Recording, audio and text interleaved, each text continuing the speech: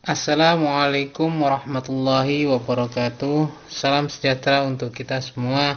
Semoga Tuhan Yang Maha Esa selalu melindungi kita dan memberkahi kesehatan kepada kita semua, serta semangat untuk terus belajar. Bahasan pada pertemuan kali ini dalam mata kuliah manajemen keuangan, yaitu manajemen persediaan.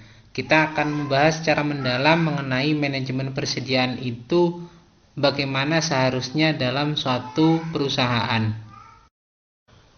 Sebagaimana kita ketahui bahwa persediaan itu membentuk hubungan antara produksi dan penjualan produk. Karena ini tentunya berkaitan dengan ketersediaan bahan baku untuk menjadi produk jadi yang pada akhirnya produk tersebut dijual oleh perusahaan. Nah, persediaan ini dikelompokkan menjadi 3, yaitu persediaan bahan baku, persediaan barang dalam proses, dan persediaan barang jadi. Dalam menetapkan persediaan ini bukan pekerjaan yang mudah, karena persediaan ini menjadi hal yang sangat urgent dalam suatu perusahaan. Kesalahan dalam menetapkan persediaan dapat berakibat fatal. Suatu contoh, ketika kita menetapkan persediaan terlalu kecil, maka akan berdampak pada hilangnya kesempatan untuk menjual. Imbasnya, perolehan laba perusahaan tentunya tidak sesuai dengan yang diharapkan. Sedangkan kalau persediaan itu ditetapkan terlalu besar, pasti akan berdampak pada adanya biaya yang besar. Dan ini akan berdampak pada mengecilnya laba perusahaan diakibatkan karena adanya biaya dalam mempertahankan persediaan tersebut. Selain itu juga banyak resiko yang mungkin muncul terkait dengan persediaan yang terlalu besar, seperti kerusakan atau sewa gedung untuk penyediaan tempat produk-produk tersebut yang harus kita sediakan. Sebenarnya ada beberapa keuntungan yang dapat diperoleh ketika kita meningkatkan suatu persediaan, yaitu perusahaan dapat mempengaruhi ekonomi produksi, karena produksi akan berjalan secara terus-menerus untuk menghasilkan persediaan yang akan dijual. Dan yang kedua adalah perusahaan dapat mempengaruhi pembelian, karena ketersediaan produk jadi, persediaan tersebut tentunya akan berdampak pada ketersediaan produk untuk dibeli oleh masyarakat. Dan yang terakhir, perusahaan dapat memenuhi pesanan dengan lebih cepat. Ini diakibatkan oleh adanya stok persediaan yang meningkat. Namun, kita juga harus memahami bahwa dengan adanya persediaan tersebut juga berdampak terhadap yang namanya kerugian bagi perusahaan. Kerugian tersebut itu muncul dengan adanya biaya penyimpanan, biaya pemindahan, dan pengembalian modal yang tertanam dalam bentuk persediaan. Ini tentunya akan berdampak pada kerugian perusahaan karena stok persediaan yang sangat tinggi. Sehingga dalam pengelolaan persediaan ini ada 3 hal yang menjadi fokus utamanya, yaitu yang pertama adalah berapa banyak yang harus dipesan pada waktu tertentu. Yang kedua, berapa banyak jenis persediaan yang harus disimpan. Dan yang ketiga adalah kapan sebaiknya persediaan tersebut itu dipesan. Sehingga dapat dibuat tujuan dalam pengelolaan persediaan, yaitu menyediakan persediaan yang dibutuhkan untuk menyokong operasi dengan biaya minimum. Karena harapannya siklus penjualan itu tetap terpenuhi dengan stok persediaan yang ada, tapi tidak membutuhkan biaya yang terlalu besar dalam penyediaan persediaan tersebut. Sehingga hanya membutuhkan biaya yang minimum saja agar operasional perusahaan berjalan dengan baik. Apa saja yang menjadi komponen biaya persediaan? untuk diketahui bahwa biaya yang berhubungan dengan persediaan itu berupa biaya penyimpanan persediaan itu sendiri, biaya pengadaan persediaan, dan yang ketiga adalah biaya akibat kekurangan persediaan. Ini yang menjadi problematika berkaitan dengan biaya persediaan. Ingat, yang berhubungan dengan biaya persediaan itu ada 3, biaya penyimpanan, biaya pengadaan, dan biaya akibat adanya kekurangan persediaan. Berhubungan dengan biaya penyimpanan persediaan itu ada rumusnya yang berhubungan dengan biaya penyimpanan persediaan atau carrying cost, di mana biaya penyimpanan persediaan ini bersifat variabel terhadap jumlah inventory yang dibeli, sehingga kita ketahui bahwa untuk rumusan total biaya penyimpanan itu adalah total carrying cost sama dengan C dikali P dikali A, di mana C itu adalah biaya penyimpanan, P itu adalah harga beli per unit, dan A adalah persediaan rata-rata. Nah, untuk menentukan persediaan rata-rata, maka rumusnya adalah Q dibagi 2, di mana Q ini adalah kuantitas pesanan. Nah, untuk menentukan Q itu rumusnya adalah S dibagi N, di mana S itu merupakan penjualan tahunan dibagi dengan frekuensi pemesanan. Sehingga kita akan mengetahui total biaya penyimpanan dari rumusan tersebut. Yang termasuk dalam biaya penyimpanan atau carrying cost ini yaitu sewa gedung, biaya pemeliharaan barang di dalam gedung, biaya modal yang tertanam dalam inventory tersebut, pajak, dan asuransi. Itu komponen yang berhubungan dengan carrying cost-nya. Besarnya carrying cost ini dapat diperhitungkan dengan 2 cara, yaitu yang pertama adalah berdasarkan persentase tertentu dari nilai inventory rata-rata, dan yang kedua adalah berdasarkan biaya per unit barang yang disimpan dari jumlah rata-rata tersebut.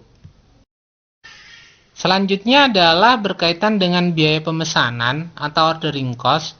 Sifat dari biaya pemesanan ini bersifat variabel terhadap frekuensi pesanan, sehingga rumus yang berkaitan dengan total biaya pemesanan ini adalah total order cost sama dengan F, di mana F ini adalah biaya tetap, dikali dengan S dibagi Q. S ini adalah penjualan tahunan dan Q adalah kuantitas pesanan. Ini merupakan rumus dari penentuan total biaya pemesanan untuk suatu persediaan. Yang termasuk dalam biaya pemesanan ini adalah yang pertama adalah biaya selama proses pemesanan tersebut, yang kedua adalah biaya pengiriman permintaan, yang ketiga biaya penerimaan barang, yang keempat biaya penempatan barang ke dalam gudang, dan yang kelima itu adalah biaya processing pembayaran kepada supplier. Ini komponen biaya yang termasuk dalam ordering cost. Sehingga ketika kita mengetahui rumus dari carrying cost dan ordering cost, maka kita dapat menentukan total biaya persediaan atau total inventory cost, di mana total inventory cost ini merupakan penggabungan dari total carrying cost ditambah dengan total ordering cost. Sehingga dalam menentukan rumus turunannya, maka akan diketahui bahwa total inventory cost sama dengan C, di mana C ini adalah biaya penyimpanan dikali dengan P, merupakan simbol dari harga beli per unit, dikali dengan Q dibagi 2, di mana Q ini adalah kuantitas pesanan. Selanjutnya ditambah dengan F yang merupakan biaya tetap, dikali dengan S sebagai penjualan tahunan dibagi dengan Q yang merupakan kuantitas pesanan. Ini merupakan rumus dari total biaya persediaan atau total inventory cost. Dengan problematika yang ada dalam masalah persediaan tersebut, maka hal yang perlu kita pahami yaitu berkenaan dengan persediaan efektif. Apa itu persediaan efektif?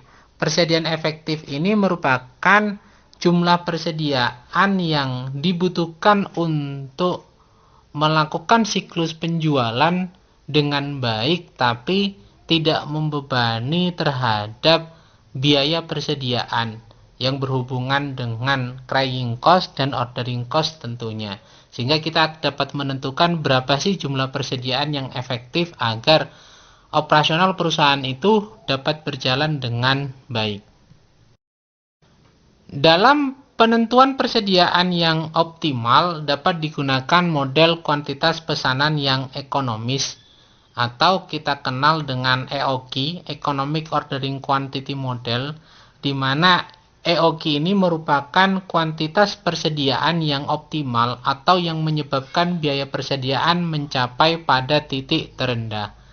Nah, model EOQ ini merupakan rumusan untuk menentukan kuantitas pesanan yang akan meminimumkan adanya biaya persediaan, sehingga biaya persediaan menjadi lebih kecil dan dapat menunjang terjadinya yang namanya penjualan secara optimal. Ini yang kita harapkan dari bahasan Economic Ordering Quantity Model. Dua dasar dalam keputusan dalam menentukan model EOQ. Yang pertama adalah berapa jumlah bahan mentah atau bahan baku yang harus dipesan pada saat bahan tersebut itu perlu dibeli kembali. Nah, ini berhubungan dengan replacement cycle. Dan yang kedua adalah kapan perlu dilakukan pembelian kembali, yaitu kita lebih mengenalnya sebagai reorder point. Rumus dari model EOQ yaitu sigma 2 dikali Fs, di mana F ini merupakan biaya tetap sedangkan S-nya adalah penjualan tahunan, dibagi dengan C dikali P, di mana C merupakan biaya penyimpanan dikali dengan harga beli per unitnya. Selanjutnya ditentukan sigmanya agar diketahui economic order quantity yang optimal seperti apa. Asumsi yang dibangun dalam model EOQ ini adalah jumlah kebutuhan bahan mentah sudah dapat ditentukan lebih dahulu secara pasti untuk penggunaan selama 1 tahun atau 1 periode. Yang kedua adalah penggunaan bahan selalu pada tingkat yang konstan secara kontinu. Dan yang ketiga, pesanan persis diterima pada saat tingkat persediaan sama dengan 0 atau di atas safety stock. Dan yang terakhir itu adalah harga konstan selama periode tersebut. Ini asumsi yang dibangun dalam model economic order quantity. Sedangkan untuk reorder point atau pemesanan ulang merupakan titik di mana pemesanan harus dilakukan lagi untuk mengisi persediaan. Rumus yang ditentukan dalam reorder point yaitu waktu tunggu dikali dengan tingkat penggunaan. Ini yang berhubungan dengan titik pemesanan ulang atau reorder point. Untuk lebih mudah kita akan bahas dalam sebuah contoh soal di mana dalam soal ini biaya penyimpanan dan pemeliharaan di gudang adalah 40% dari nilai persediaan di gudang.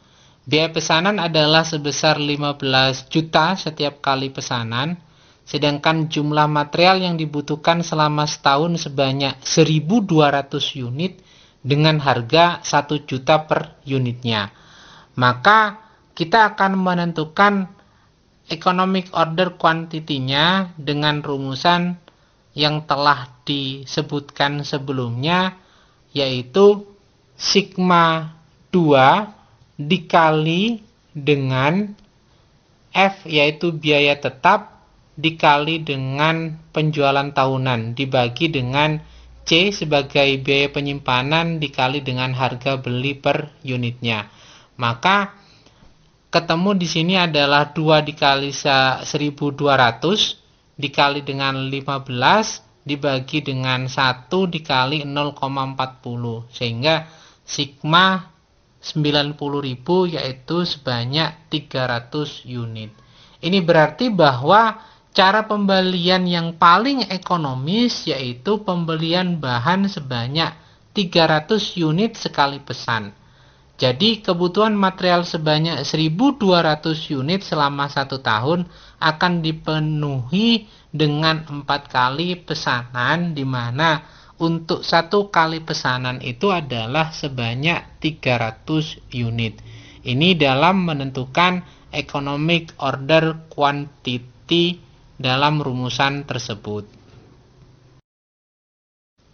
Sebagai bahan perbandingan bahwa sebenarnya kebutuhan material sebanyak 1.200 unit ini dapat dipenuhi dengan berbagai cara, yaitu yang pertama adalah 1 kali pesanan sebanyak 1.200 unit, artinya 102.000 unit tersebut, 1.200 unit tersebut itu dilakukan dalam 1 kali pesanan.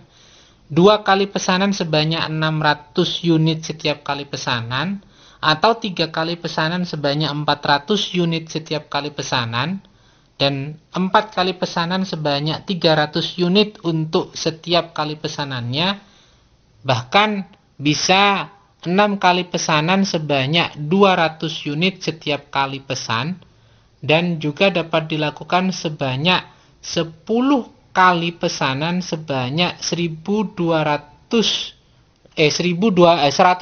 unit setiap kali pesan, dan juga dapat dilakukan 12 kali pesan sebanyak 100 unit setiap kali pesan. Ini beberapa alternatif yang dapat digunakan dalam memenuhi kebutuhan material sebanyak 1.200 unit tersebut. Sehingga kalau kita lihat ada sekitar 7 alternatif yang dapat digunakan dalam memenuhi kebutuhan 1.200 unit material tersebut.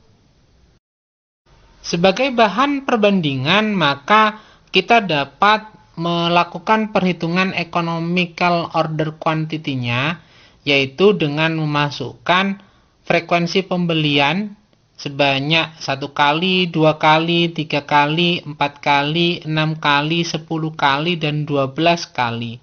Sehingga kita akan breakdown kepada berapa bulan sekali pesanan itu dilakukan. Jumlah unit setiap kali pesan, nilai persediaan yang dibutuhkan, nilai persediaan rata-rata yang dilakukan, biaya penyimpanan setahun sebesar 40%, terus biaya pesanan setahun, jumlah biaya semuanya yang dibutuhkan dalam menentukan persediaan tersebut. Nah, ketika kita melihat perhitungan EOQ ini dalam perbandingan tabel tersebut, diketahui bahwa pada frekuensi pembelian 4 kali, itu jumlah biaya yang dibutuhkan dalam persediaan tersebut itu relatif lebih kecil, yaitu hanya 120 juta rupiah dibanding dengan frekuensi pembelian yang lainnya. Kalau 1 kali itu membutuhkan biaya 255 juta, untuk yang 2 kali membutuhkan 150 juta, yang 3 kali membutuhkan 125 juta, yang 6 kali membutuhkan 130 juta, 10 kali membutuhkan 174 juta, dan yang 12 kali membutuhkan 200 juta. Sehingga dari tabel perbandingan tersebut dapat kita ketahui bahwa jumlah biaya yang paling murah pada pesanan tersebut itu adalah sebesar 120 juta pada pesanan sebesar 300 unit setiap kali pesan. Sehingga kita membutuhkan waktu 4 kali untuk memenuhi kebutuhan 1.200 unit tersebut. Karena setiap kali pesan 300 unit, maka 300 unit dikali dengan 4 kali akan ketemu totalnya adalah 1200 unit. Bahasan selanjutnya yaitu berkaitan dengan persediaan pengaman atau safety stock, di mana persediaan tambahan yang dimiliki untuk berjaga-jaga terhadap perubahan tingkat penjualan atau kelambatan produksi terhadap pengiriman. Maka yang dibutuhkan dalam penentuan safety stock ini adalah persediaan awal itu harus sama dengan EOQ ditambah safety stock. Nah, untuk menentukan hal tersebut dibutuhkan persediaan rata-rata, di mana untuk persediaan rata-rata ini adalah EOQ dibagi 2 ditambah dengan safety stock. Selanjutnya, bagaimana kita menentukan besarnya safety stock? Ini ditentukan oleh 4 hal, yaitu faktor pengalaman, faktor dugaan, biaya, dan adanya keterlambatan. Contoh misalnya, penggunaan per hari itu adalah 15 kilo, keterlambatan pengiriman 10 hari. Maka besarnya safety stock itu adalah 10 dikali 15 kilo, sehingga safety stock itu harus ada di gudang sebanyak 150 kilo. Contoh kasus misalnya perusahaan A dalam penjualannya itu sebanyak 2,6 juta kilogram terigu, biaya pesanan $500, biaya penyimpanan 2% dari harga beli, dan harga belinya adalah sebesar $5 per kilo. Persediaan pengaman sebanyak 50.000 kg dan waktu pengiriman selama 2 minggu, dan setiap pemesanan terigu harus dengan kelipatan 2000 kg. Maka kita harus mencari besarnya EOQ terlebih dahulu. Dengan contoh kasus tersebut diketahui bahwa EOQ itu yang dibutuhkan adalah 510.000 kg, di mana ketika kita masukkan dalam rumusan tersebut akan menghasilkan 509.902 kg, atau kita bulatkan menjadi 510 kg. Untuk menentukan pemesanan ulang, maka dalam penggunaan per minggu dapat kita hitung penjualan sebanyak 2.600.000 dibagi dengan jumlah minggu dalam 1 tahun, yaitu 2.600.000 dibagi 52, maka ketemunya adalah 50.000 kg per minggu. Sedangkan untuk menentukan titik pemesanan ulang, rumusan yang dapat dilakukan adalah waktu pengiriman ditambah dengan safety stock, di mana waktu pengiriman ini adalah 2 minggu untuk 50.000. Sehingga ketemunya adalah 100.000 ditambah 50.000. Titik pemesanan ulang yang ditentukan adalah sebesar 150.000 kg. Untuk menentukan pemesanan dalam 1 tahun, maka kita dapat memasukkan rumusan 2.600.000 dibagi dengan 510.000, di mana 510.000 ini merupakan perhitungan EOQ, sehingga ketemu 5,98 kali atau 72 hari. Ini sama dengan 10 minggu. Sedangkan tingkat pemakaian per hari yaitu 2.600.000 dibagi 365 hari, ketemunya adalah 7.124 kg kebutuhan pemakaian per hari.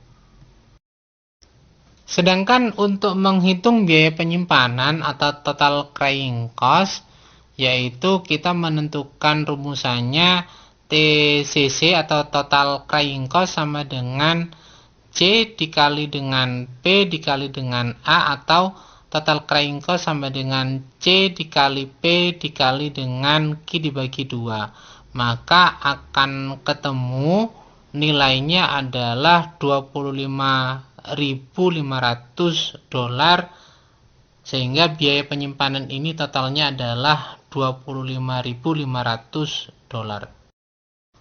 Sedangkan untuk menentukan biaya pemesanan, maka rumusan yang dimasukkan yaitu total ordering cost, yaitu F dikali dengan S dibagi dengan Q. Maka ketika angka tersebut kita masukkan dalam rumusan yang ada, ketemu nilainya bahwa untuk biaya pemesanan ini adalah sebesar $25.490,20. Ini cara dalam menentukan biaya pemesanan. Selanjutnya kita akan menentukan biaya safety stock, di mana dalam rumusan biaya safety stock ini adalah C dikali P dikali dengan safety stock. Maka angka yang ada dalam kasus tersebut selanjutnya kita masukkan dalam rumusan yang telah ada, sehingga ketemu biaya safety stock ini adalah sebesar $5.000. Terakhir adalah kita menentukan total biaya persediaan atau total inventory cost-nya, di mana untuk menentukan total inventory cost ini semua komponen biaya yang telah kita perhitungkan kita jumlahkan, yang terdiri dari biaya penyimpanan ditambah dengan biaya pemesanan dan ditambah dengan biaya safety stock, sehingga totalnya ketemu dengan $55.990,20. Berikut ini adalah grafik EOQ yang menggambarkan terkait dengan reorder point, safety stock, dan kebutuhan berapa kilo yang dibutuhkan dan berapa minggu dalam ketersediaan bahan tersebut. Nah, selanjutnya kita akan melanjutkan contoh kasus sebelumnya, di mana jika perusahaan A membeli terigu sebanyak 650.000 kg, maka biaya pengiriman ditanggung oleh perusahaan pengolahan gandum sebesar $3.500. Nah, apakah penawaran ini menguntungkan atau tidak? Maka kita perlu melakukan perhitungan atau analisis lanjutan. Sebagaimana kita ketahui bahwa biaya pemesanan sebanyak $5.000 ini ditanggung oleh perusahaan yaitu sebesar $3.500, maka biaya pemesanan diketahui adalah $1.500. Nah, untuk menentukan total carrying cost dan total ordering cost serta total inventory cost-nya, maka kita akan melakukan perhitungan dengan kasus yang ada. Diketahui bahwa total carrying cost-nya itu sebesar $32.500, sedangkan total ordering cost-nya ketemu adalah $7.647, sehingga total inventory cost itu sebesar $45.147. Hasil analisa dari perhitungan tersebut yaitu jika pesanan sejumlah 510.000 kg membutuhkan biaya persediaan sebesar $59.990,20, sedangkan kalau biaya pemesanan dengan jumlah 650.000 kg, maka biaya persediaan hanya $45.147. Sehingga penawaran dari perusahaan pengolahan gandum tersebut tentunya perlu dipertimbangkan karena biaya persediaan yang dikeluarkan itu lebih sedikit bila mana dibandingkan dengan perhitungan EOQ sebelumnya. Untuk selanjutnya yaitu kita akan menentukan pesanan dalam 1 tahun. Kalau kebutuhannya adalah 2.600.000, maka kalau pemesanan dilakukan per sekali pesanannya adalah 650.000, dibutuhkan 4 kali pemesanan atau 13 minggu dalam memenuhi 2.600.000 unit tersebut. 2.600.000 kg tersebut.